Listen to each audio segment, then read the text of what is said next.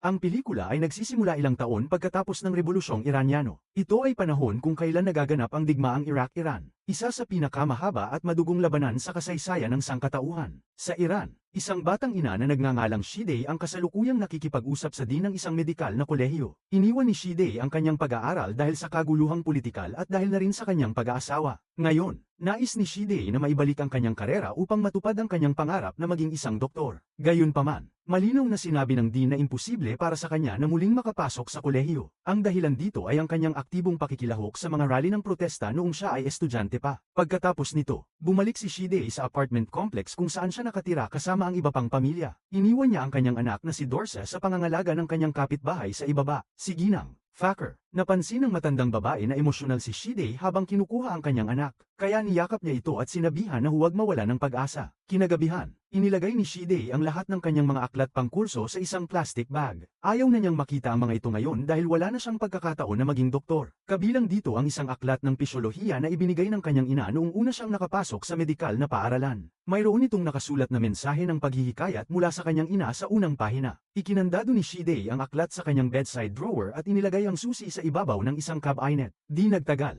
dumating ang kanyang asawang si Iraj matapos ang mahabang araw ng trabaho. Napag-alaman na si Iraj ay isang doktor at naging kaklase pa ni Shideh sa medikal na paaralan. Isinalaysay ni Shideh ang lahat ng nangyari kanina habang pilit na pinipigilan ang kanyang mga luha. Habang simpatya ang ipinakita ni Iraj sa kanya, ipinahiwatig din niya na mas mabuti para sa kanilang pamilya kung hindi na itutuloy ni Shideh ang kanyang pag-aaral. Ang komento ay nakasakit kay Shideh, ngunit bago pa siya makapagsalita, biglang umalingaw-ngaw ang malalakas na alarma sa labas. Ito ang mga sirena ng air raid na nagbababala tungkol sa paparating na mga missile ng kaaway. Dahilan upang magmadali ang lahat papunta sa pinakamalapit na ligtas na lugar. Ilang sandali pa, nakarating si Shideh at ang kanyang pamilya sa underground bunker ng gusali. Ang kanilang anak na si Dorsa, na may dalang paborito niyang manikang si Kimia, ay agad na tumakbo papunta sa iba pang mga bata sa gusali. Bamulong siya sa isang batang lalaki na kaedad niya, at binigyan siya nito ng maliit na bilog na bagay. Habang pinagmamasdan nito ni Shideh, tinanong niya si Ginang, Fakir, kung sino ang batang lalaki. Sumagot ang matanda na siya ay pamangkin ng kanilang landlord at dumating lamang sa tiran ilang araw pa lang ang nakalilipas. Kinabukasan ng umaga, nagising si Shideh at nakita ang kanyang asawa at anak na nag-uusap sa mesa ng kainan. Sinabi ng batang babae na may narinig siyang naglalakad sa loob ng bahay at inakala niyang ito ay isang jinn, isang masamang espiritu. Narinig ito ni Iraj at pinakalma ang anak. Sinasabing walang ganitong mga bagay sa totoong buhay. Sinubukan pa niyang pataasin ang morale ng bata sa pagsasabing babantayan siya ng kanyang manikang si Kimia sa gabi. Gayunpaman, napansin ni Shideh na may hawak na liham ang kanyang asawa at tinanong ito tungkol dito. Sinabi ni Iraj na ito ay mula sa gobyerno at inilahad na siya ay naatasang pumunta sa frontline ng digmaan. Iminungkahi ni Iraj na dalhin ni Shideh ang kanilang anak sa bahay ng kanyang ina habang siya ay nasa digmaan. Sinabi ni Iraj na ang kanyang mga magulang ay nakatira sa hilagang bahagi ng bansa kung saan mas ligtas. Ngunit dahil galit pa rin si Shideh sa komento ng kanyang asawa tungkol sa kanyang karera, sinabi niyang kaya niyang alagaan ang kanilang anak ng mag-isa. Kinagabihan, umalis si Iraj para sa kanyang sapilitang serbisyo militar at nagpaalam sa kanyang pamilya. Naiwan na ngayon ang mag-ina sa kanilang apartment. Kinabukasan, tinanong ni Dorsa ang kanyang ina kung maaari siyang matulog sa tabi nito. Napansin ni Shideh na tila labis na balisa ang bata at tinanong kung may problema. Sa huli, inamin ni Dorsa na natatakot siya tungkol sa mga jinn, kaya hindi siya makatulog ng maayos. Mahigpit na sinabi ni Shideh na ang mga jinn ay kathang-isip lamang at ginagamit upang takutin ang mga batang pasaway. Gayunpaman, sinabi ni Dorsa na si Meda ang nagsabi sa kanya tungkol sa mga masamang espiritong ito na nananakit ng mga inosenteng tao. Narinig ito ni Shideh at naalala si Meda, ang bagong bata na nakita niya sa bunker ilang araw na ang nakalilipas. Kaagad siyang pumunta sa apartment ng kanilang landlord, kung saan sinalubong siya ng asawa nito, si Ginang. Ay Braymi, ipinaliwanag ni Shideh na ang kamag-anak nilang si Meda ay nagsasabi ng nakakatakot na mga kwento kay Dorsa, dahilan upang magkabangungot ang bata sa gabi. Gayunpaman, sinabi ng landlady na maaaring nagkamali si Dorsa dahil si Meda ay pipi. Pumanaw ang mga magulang ni Meda ilang buwan na ang nakalilipas dahil sa digmaan, at simula noon, hindi na ito nagsalita kahit isang salita. Natulala si Shideh sa revelasyong ito at umakyat pabalik sa kanilang apartment. Nang hapong yun, naglalaro si Shideh at Dorsa sa kanilang apartment nang biglang tumunog ang telepono. Agad itong sinagot ni Shideh at laking ginhawa nang marinig ang boses ng kanyang asawa sa kabilang linya. Sinabi ni Iraj na mahirap ang sitwasyon sa frontline ngunit maayos naman siya. Pinakiusapan din niya si Shideh na pumunta sa bahay ng kanyang mga magulang sa hilagang bahagi ng bansa. Napag-alaman niyang may mga balita tungkol sa ilang missile na inilulunsad patungo sa Tehran. Gayunpaman, tumanggi si Shide na iwan ang kanilang tahanan nang dahil lamang sa isang tsismis. Pagkatapos ng tawag, nakinig si Shide sa balita sa radyo tungkol sa posibleng pag-atake sa Tehran. Patuloy siyang iniistorbo ng kanyang anak na nasa masayahing mood. Sa simula, sinubukan ni Shide na huwag pansinin ng bata, ngunit nang magpatuloy ito sa pangungulit, nawalan siya ng pasensya. Tinapon niya ang manika ni Dorsa at mahigpit itong sinermonan. Gayunpaman, mabilis ding hamupa ang galit ni Shide, kaya binigyan niya ang bata ng mansanas upang kainin. Maghahapunan na sana ang mag-ina nang biglang yumanig ang buong gusali. Nabahala si Shide at sinabihan ang anak na sumunod sa kanya habang mabilis silang tumakbo patungo sa hagdanan. Sumunod naman ang bata, ngunit bigla itong bumalik upang kunin ang manika niyang si Kimia na naiwan sa sala. Ilang segundo ang lumipas bago napansin ni Shide na wala na ang anak sa likuran niya, kaya't nagmadali siyang bumalik sa kanilang apartment. Natagpuan niya si Dorsa na walang malay sa sala. Sinuri niya ang pulso ng bata, at sa kabutihang palad, buhay ito. Agad namang nagkamalay si Dorsa, ngunit nagsimulang umiyak ng walang tigil. Sinubukan ni Dorsa na sabihin ang isang bagay sa kanyang ina nang biglang pumasok ang kanilang kapitbahay na si Noor. Ayon dito, bumagsak ang isang missile sa gusali, at malubhang nasugatan ang kanyang ama. Nalaman ni Noor na dating medikal na estudyante si Shide at nagmakaawa itong tulungan ang kanyang ama. Biglang nagbago ang eksena at makikitang nagsasagawa si Shide ng CPR sa ama ni Noor. Ginawa niya ang lahat ng kanyang makakaya, ngunit hindi niya naisalba ang matanda na sa huli ay binawian ng buhay. Kalaunan, dumating ang mga autoridad ng Iran upang alisin ang panlabas na bahagi ng missile mula sa bubong ng apartment complex. Inihayag ni Shide kay Ginang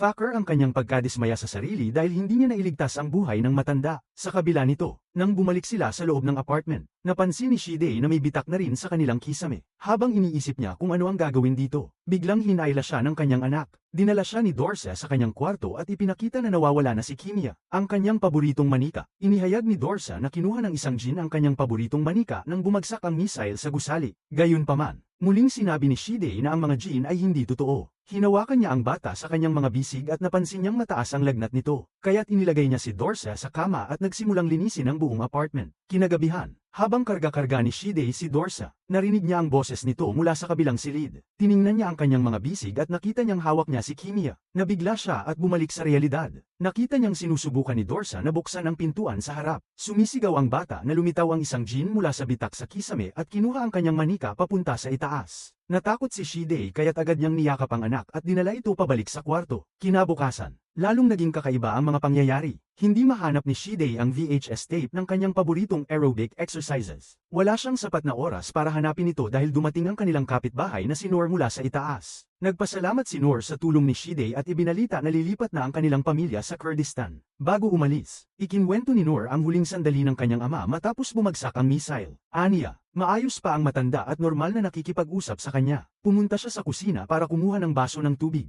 Ngunit pagbalik niya, ang kanyang ama ay may kakaibang ekspresyon sa mukha. Tila may nakita itong hindi normal. Bigla itong bumagsak sa sahig at binawian ng buhay. Sinabi ni Shide na maaaring inatake sa puso ang matanda dulot ng gulat nang bumagsak ang missile sa kanilang apartment. Parang hindi pa sapat yon. Nang gabing yon, nagkaroon ng panibagong bangungot si Shide. Sa pagkakataong ito, nakita niya ang aparisyon ng kanyang asawa na nakahiga sa tabi niya sa kama. Sinimulan siyang sakalin ng nilalang habang sinasabing dumating ito upang kunin si Dorsa. Sa kabila nito, nagawa ni Shide na makawala at sumigaw para humingi ng tulong. Dumating sina G at Ginang Fakir upang tingnan siya, at ikinwento niya ang kanyang nakita. Sinuri nila ang silid, pati na sa ilalim ng kama, ngunit wala silang nakita. Naiwan si Shide na naguguluhan, ngunit iginiit niyang ang kanyang nakita ay parang tunay na tunay. Ilang araw ang lumipas, abala si Shide sa kusina, naghahanda ng tanghalian. Itatapon na sana niya ang ilang tira-tirang pagkain sa basurahan nang makita niya ang VHS tape ng kanyang paboritong aerobic exercises sa loob nito. Sirang-sira na ang tape, at pinaghinalaan niyang ang kanyang anak ang may gawa nito. Pumunta siya sa sala upang komprontahin si Dorsa,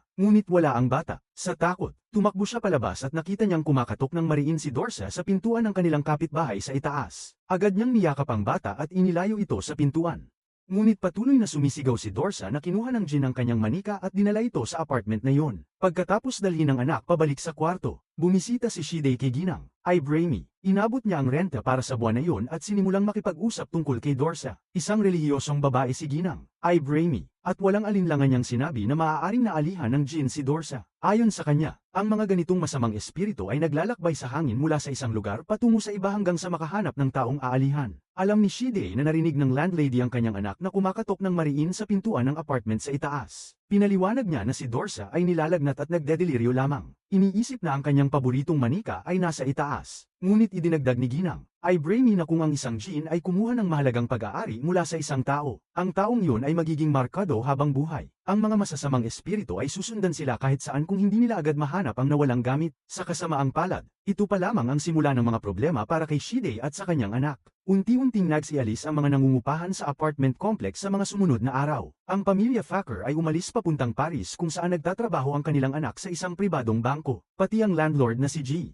Braymi ay nagpasya ring lumikas kasama ang kanyang pamilya. Sa loob lamang ng ilang araw, tanging mag-ina na lamang ang naiwan sa gusali. Sa puntong ito, matatag na tumatanggi si Shide na lumikas mula sa kanilang tahanan sa Tehran. Ngunit ngayon, dahil wala ng ibang tao, nagbago ang kanyang isip, nagpasya siyang mag-impake at lumisan patungo sa hilagang bahagi ng bansa kung saan mas ligtas. Subalit iginiit ni Dorsa na hindi sila maaaring umalis hanggat hindi nila natatagpuan si Kimia. Ang kanyang manika, may makahulugang babala ang bata. Sinabing mananatili siyang may sakit kung hindi nila mahanap ang manika. Walang ibang pagpipilian. Pumayag si Shide na manatili hanggang makita nila si Kimia. Sinimulan niyang halughugin ang buong bahay. Ngunit habang tumatagal, lalo siyang naiinis sa kanyang anak dahil sa pagkawala ng manika. Di nagtagal, kinuha ni Shide ang susi ng kanyang bedside drawer at binuksan ang pinakailalim na bahagi nito. Dito niya inilagay ang physiology book na regalo ng kanyang ina ilang linggo na ang nakalipas. Sa kanyang ginhawa, naroon pa rin ang aklat, ngunit ang manika ng kanyang anak ay wala pa rin. Kinagabihan, magkatabi sa kama ang mag-ina sa unang pagkakataon matapos ang ilang taon. Ngunit nagising si Shide nang makakita siya ng isang kakaibang anyo na nakatitig sa kanila mula sa pintuan ng kwarto. Bigla siyang bumangon at hinabol ang nilalang. Ngunit tumakas ito sa bitak ng kisame sa kanilang sala. Sa wakas, napagtanto ni Shide na sila ay binabagabag ng isang Jin. Kinabukasan,